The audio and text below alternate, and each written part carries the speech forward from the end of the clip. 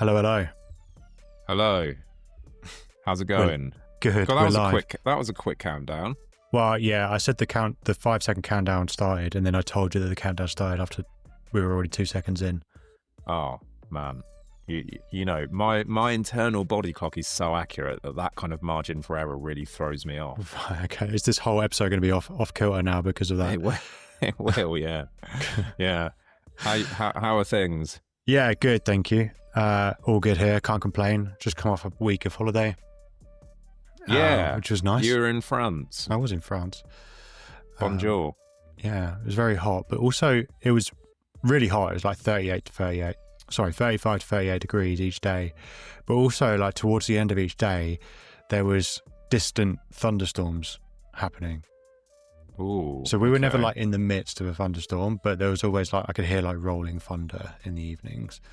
So it was kind of, you know, just laying in the pool, listening to the thunder and thinking, well, how long have I got to stay in this pool before it's dangerous? Yeah, I was going to say, like, the swimming pool is the last place you want to be. Yeah.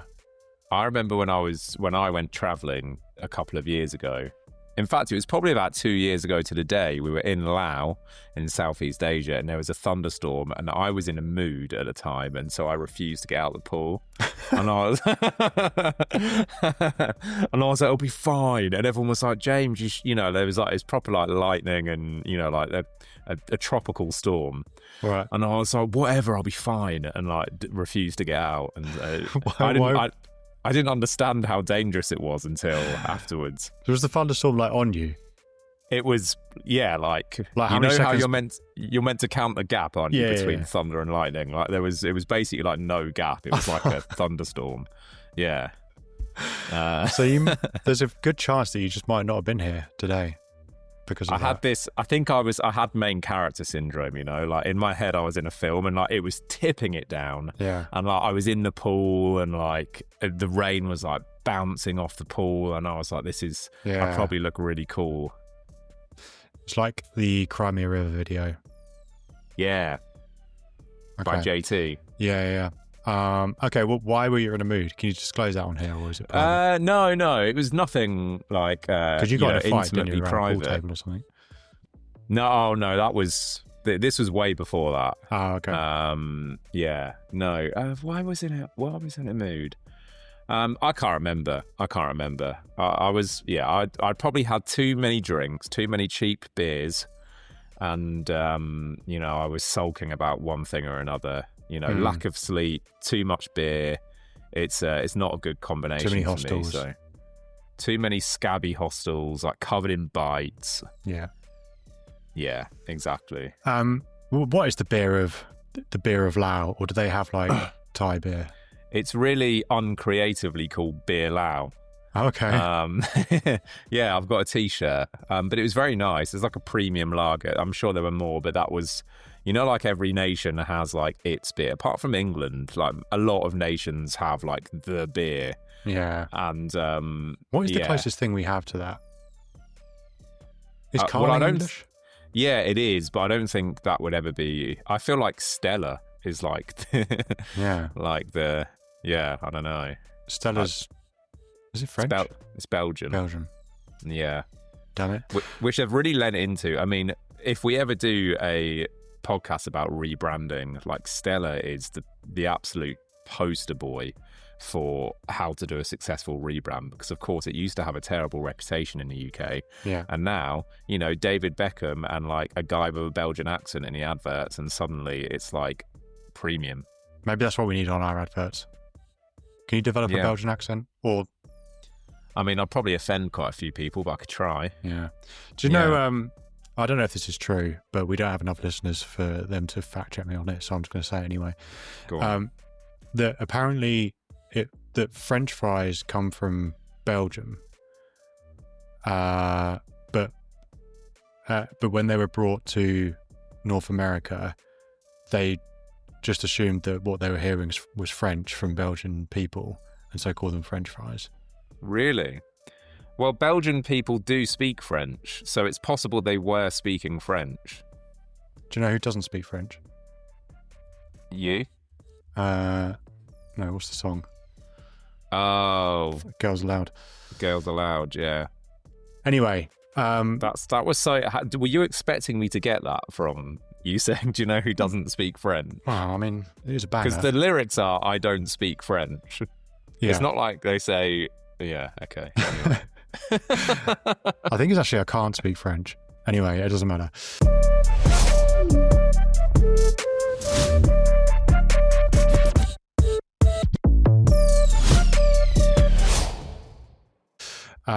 Girls Aloud law and canon aside, we want to do an update on Secret Norwich.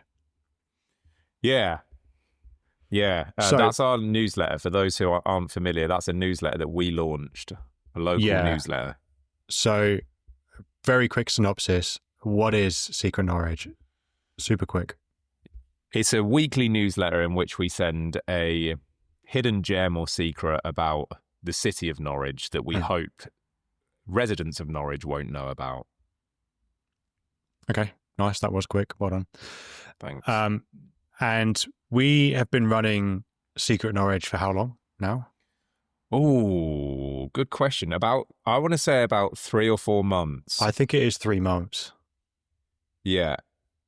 I'm just going to load, actually. Oh, so the first one we sent, it was on my birthday, March the 11th. Oh. So it's July that we're recording this. So actually it's coming up for 4 months, Jamie.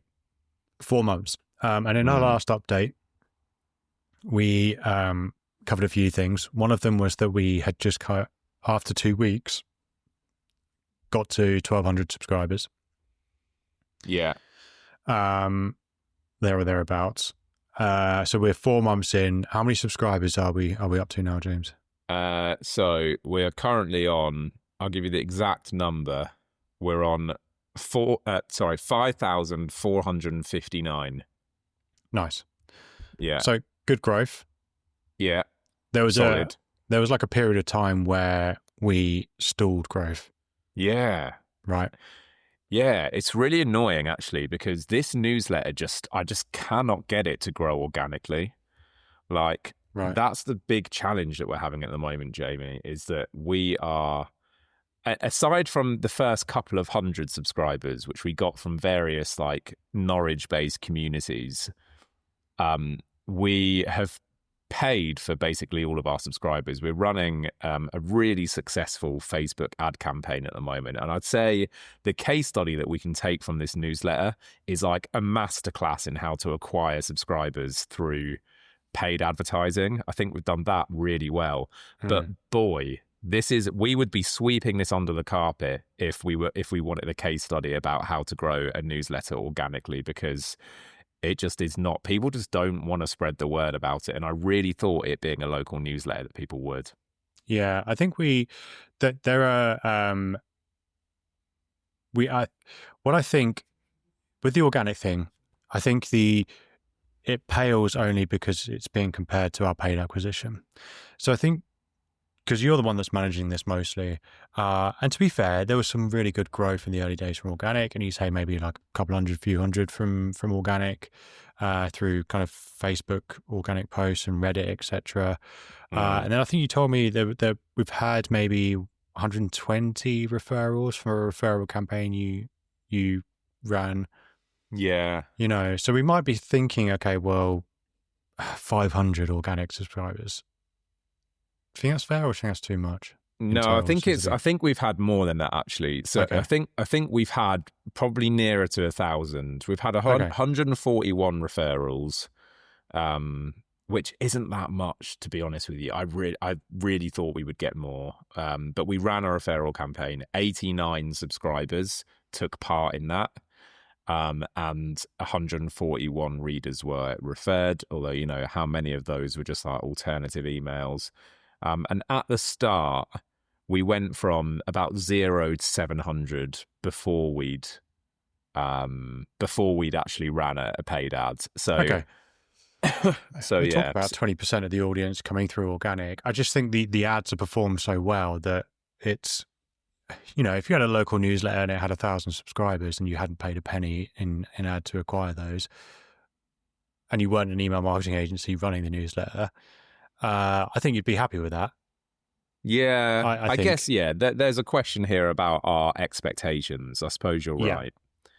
I was surprised, though, that I was disappointed. So when we stopped running ads in May temporarily, as you've alluded to already, Jamie, we did that at 3,389 subscribers. And we did that because the ads were starting to get more expensive per subscriber. So we're aiming for a cost per acquisition of about 20 pence per subscriber. And it was creeping up to 30 pence. So we thought, let's pause them. Let's get some better creative through the door, and then let's rerun them later on.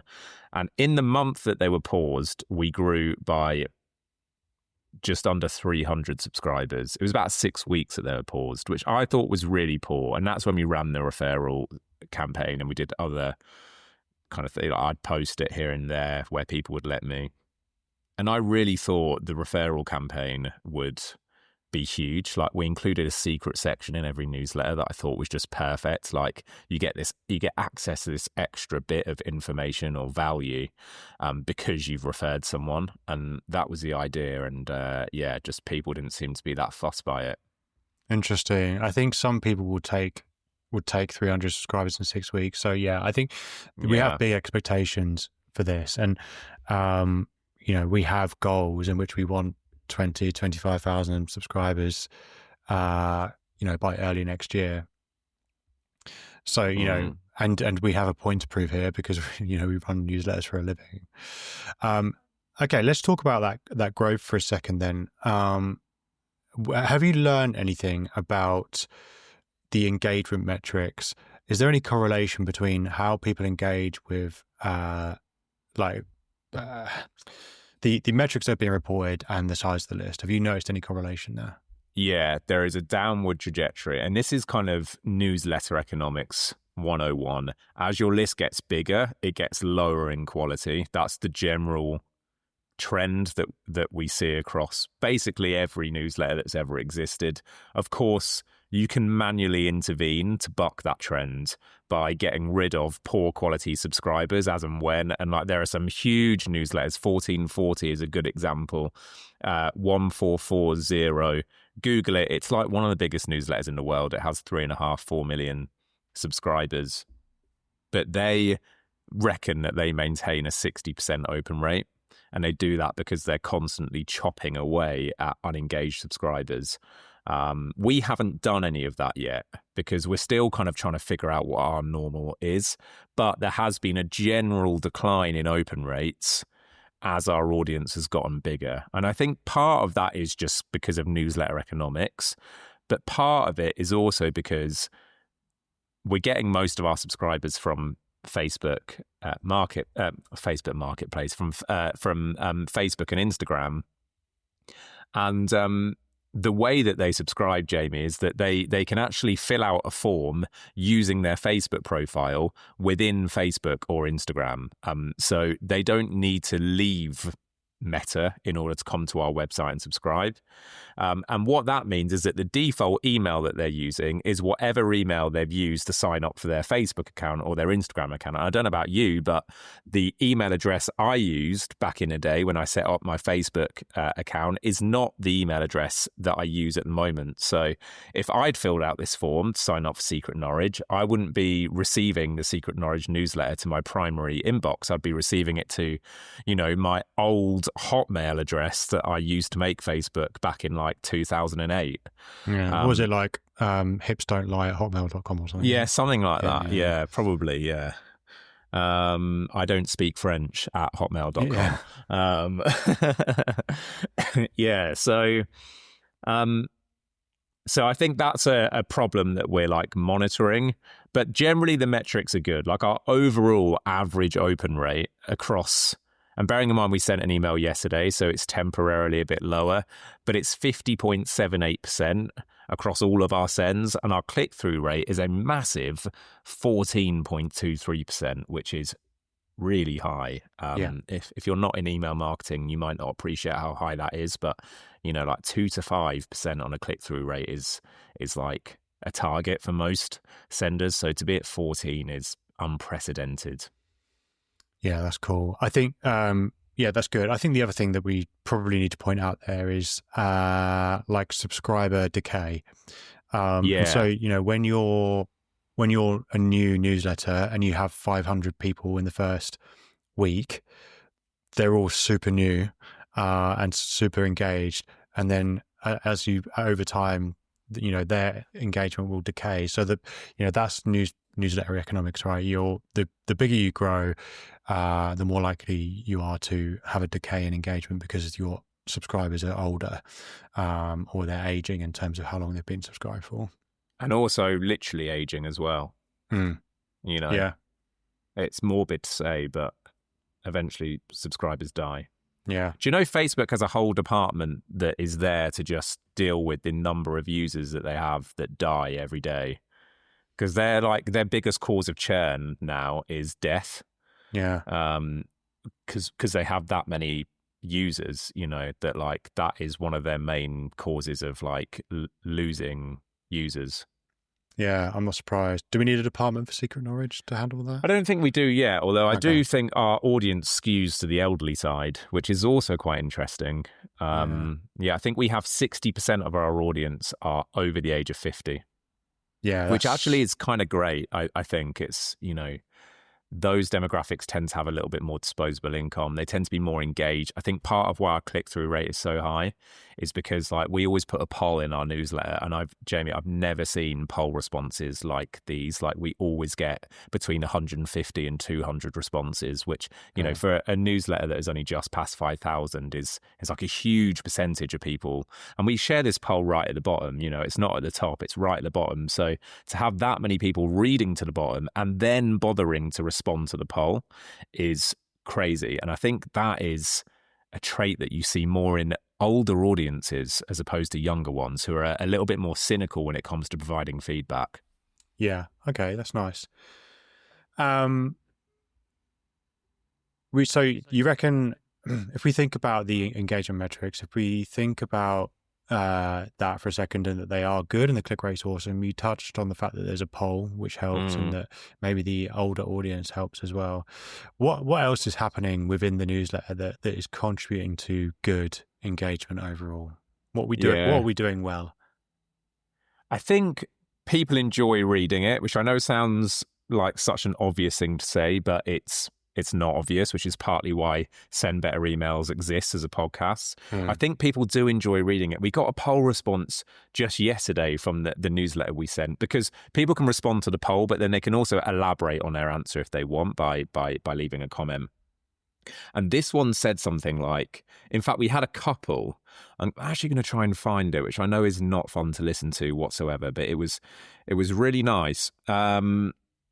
And this isn't me, by the way. This does lead to a point. This isn't me just kind of like bragging because we got a nice comment.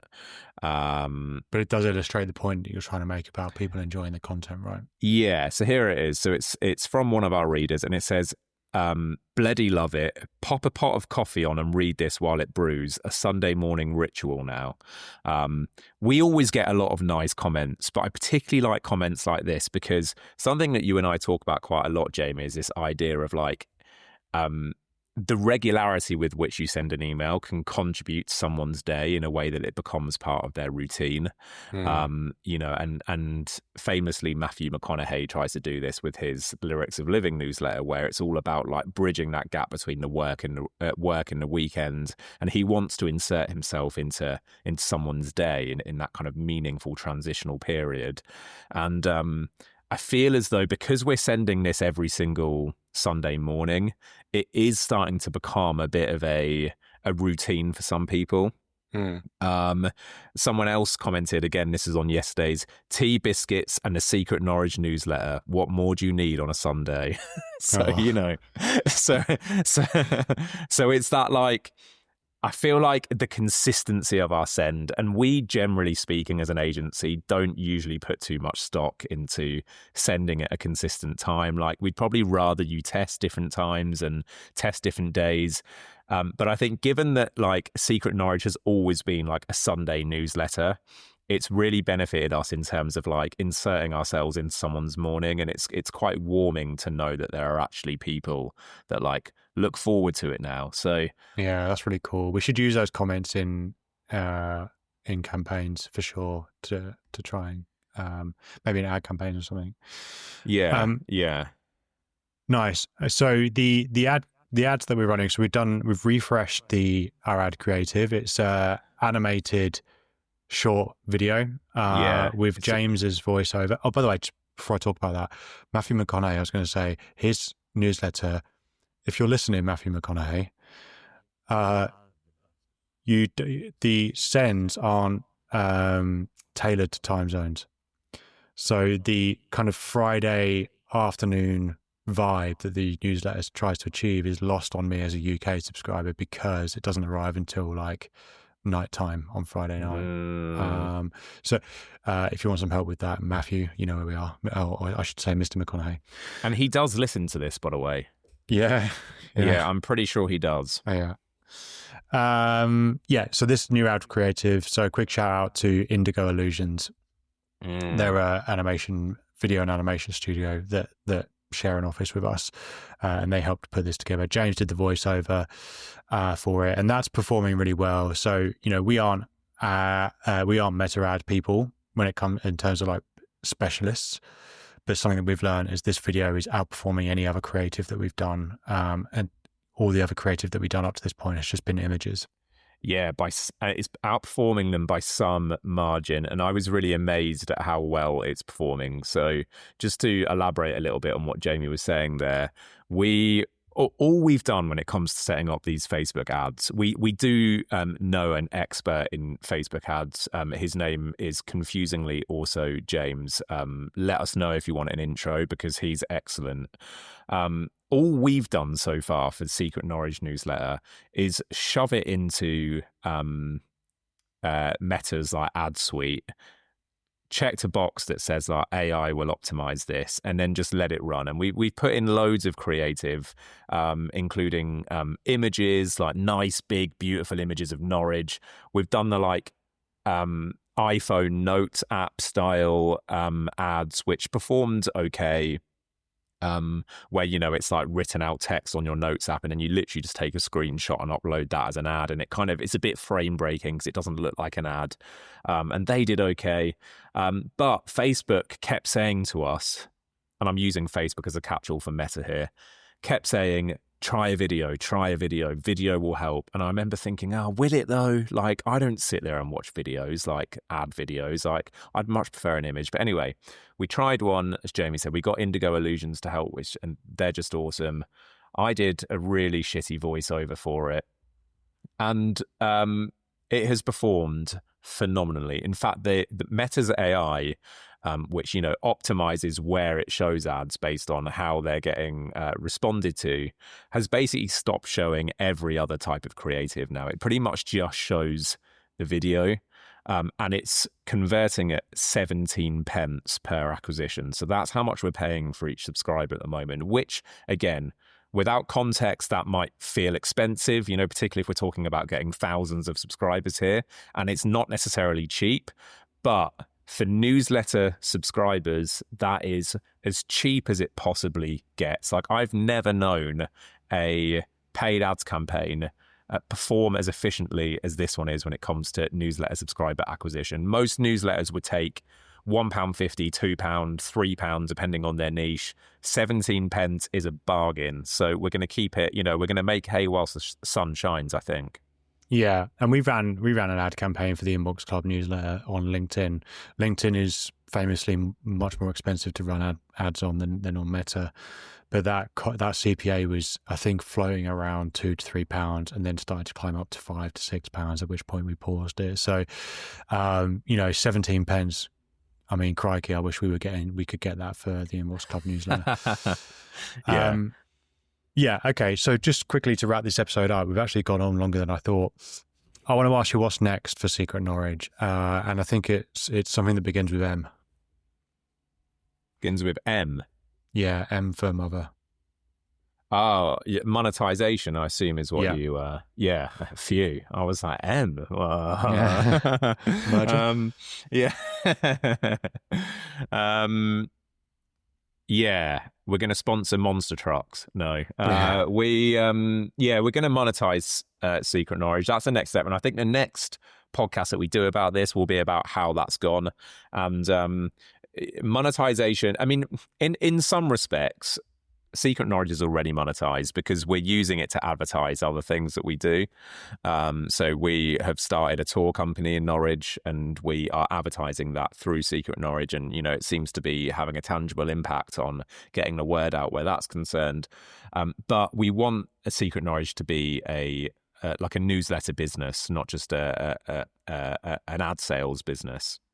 And so we're going to introduce a premium version of Secret Norwich at some point, probably quite soon. I think Jamie and I had kind of notionally said it would be 5,000. You know, we're now obviously past that. So, you know, it's ripe for a premium product. Like, engagement is really good. People seem to genuinely like it. We just need to make sure that what we're providing is like good value for money. And like, we want it to be irresistible for people that like Secret Norwich. And that is quite hard. You know, some newsletter products lend themselves to a premium version. Others, you kind of need to be a bit more creative in terms of what you're offering. And I think we probably fall into that latter category of, you know, newsletters that will need to be quite creative with what we're offering. But it's probably going to be extra emails, potentially a private community as well. It's something that Jamie and I need to discuss, but that's the next big step. We're going to keep Facebook ads running, continue to monitor their progress. And, you know, again, we said it last email and we'll say it again, just continue to send really good emails because, if we're not sending really good emails, then we certainly have no chance at asking people to pay for more. Nice. Cool. That's been the Secret Norwich update. If you have questions about that or you feel inspired to start your own newsletter, get in touch and, you know, we'd spend some time with you. Not going to charge you. We just want to see more good newsletters in the world. Yeah. Unless you're going to start up a one that's called like Hidden Norwich or something and it's basically a rip-off of ours. But get in touch. We'll have a chat. Anything else, James, before we wrap up? No, I don't think so. Cool. Well, thanks for listening, everyone. You know where we are. We're here every Thursday. Let's send better emails. Cheers. Bye.